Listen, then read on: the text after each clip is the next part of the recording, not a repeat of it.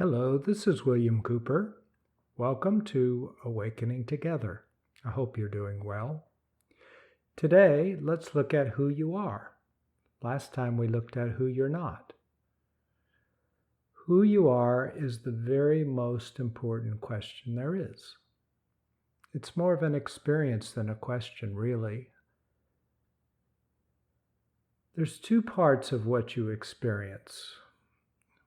The first part is really truly who you are. That is, what's left when you let go of all your problems, all of your stresses, all of your tensions? What remains is obviously you. Who is that? Better question is, what do you experience yourself like? Right? How do you experience yourself? If you let go of all of your problems, all of your troubles, all of your stresses and tensions,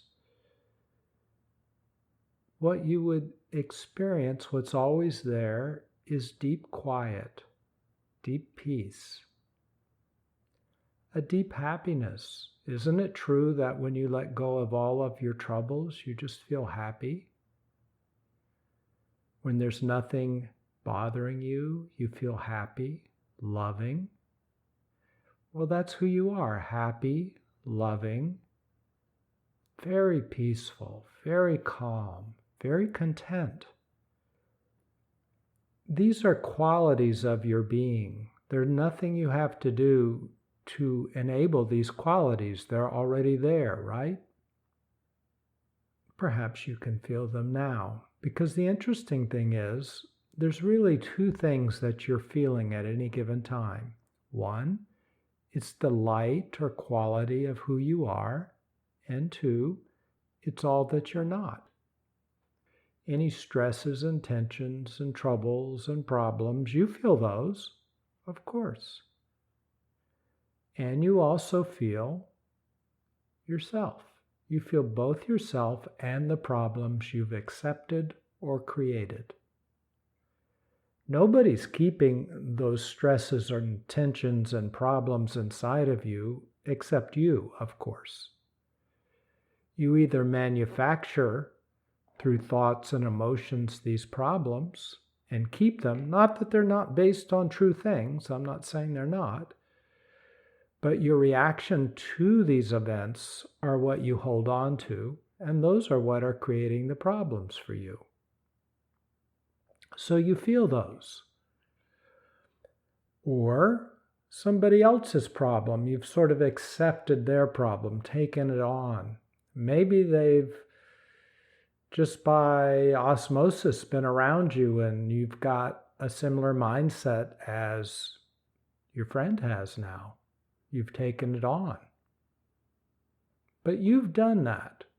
You've taken on the problems of your culture, of the politics around you, of the people around you. That's very different from simply resting in yourself and from that calm, peaceful place, acting rather than reacting to what's going on around you. Because when you take on the problems of others, typically what we do is react. We're trapped. We're cornered. And that's our life, trapped and cornered, emotionally, mentally. But if you let all that go, what would be left? What would be left is who you are. The qualities of your being, peace, love, happiness, well-being, all shine through easily. When you're very clear, what you experience is yourself as a sort of like a rainbow. You know, there's lots of different realities or levels. And so when people talk about being and who they are, it's often a little bit confusing because depending on where they're talking from or which reality they're referring to, they'll describe themselves this way or that way.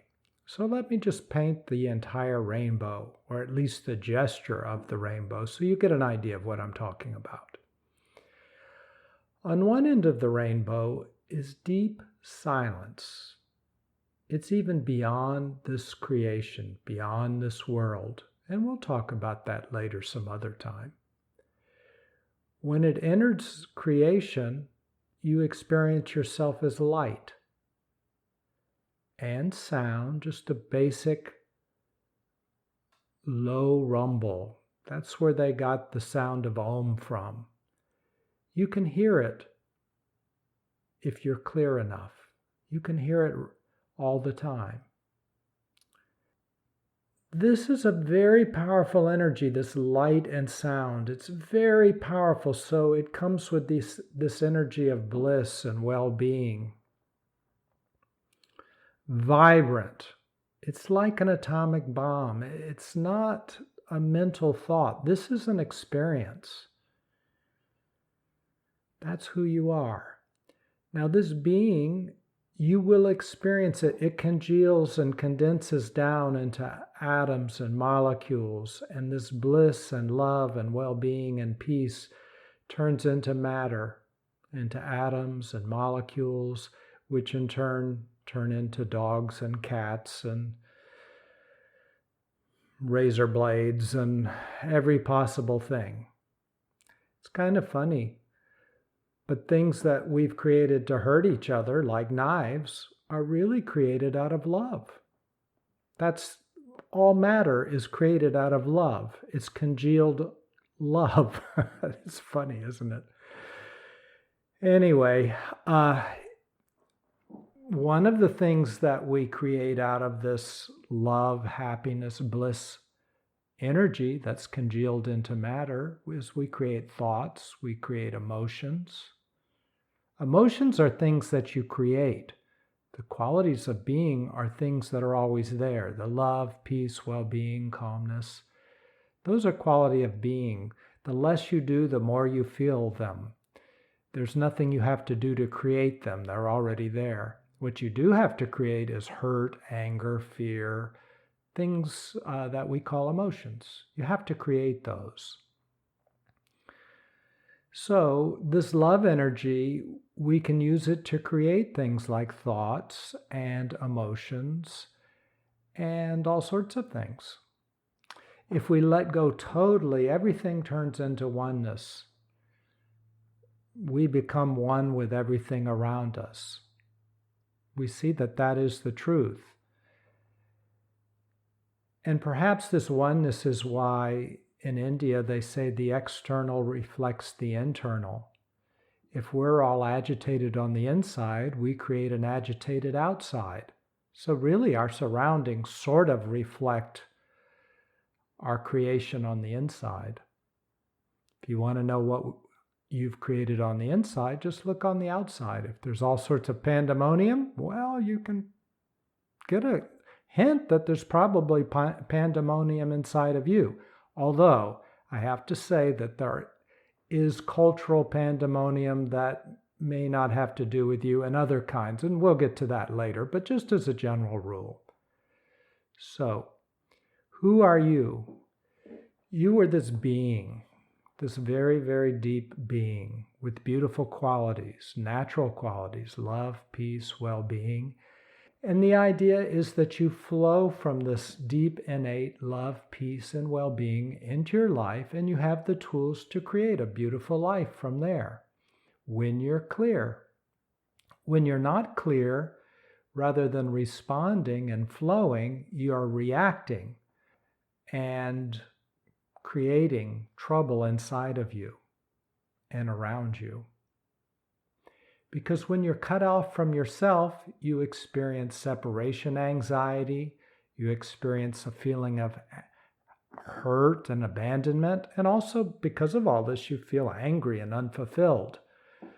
So separation creates a core of hurt, fear, and anger from which you react and deal with the world.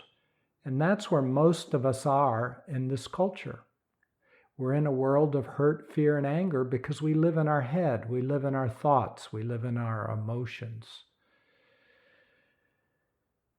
So, how do we separate all this out? Because generally what we're feeling is a blend of who we are, our being, because it's always there. But often we're so distracted by our thoughts that this blend is both who we are and all the pain of who we aren't, but what we have created or accepted. So we feel a blend of all these things. And when we become lost in our thoughts or the world's actions and thoughts, we become totally distracted and lose track of who we are. That's where most of us are, unfortunately. It's like getting lost in a TV show. We miss our own reality. So how do we separate all this out? And once we separate it out, how do we actually, when we can see clearly who we are and who we aren't, how do we let go of all the stuff that we aren't? How do we let it get out of our system? How do we do that? Well, there are lots of ways that we've tried, and they seem to be endorsed by our culture, but they don't work, do they? Because we've tried them and they don't work, right? So we're going to look very closely on what we've tried and what doesn't work, and what we've tried, or I guess I should say what we haven't tried, and what does work. One of these most powerful methods is a certain kind of meditation. We'll talk about that. And there's a certain kind of therapy, and we'll talk about that, which is basically the underlying principle for effective meditation and so many other ways of letting go. These things are all things you can do on your own. They're very clear, very simple, very easy. So stay tuned. We'll get to it, but we're going step by step. Okay, I look forward to talking to you the next time. Take care. Bye. Hello, this is William. If you've enjoyed this podcast, please consider sharing it with somebody else. Send them a link. Thanks so much.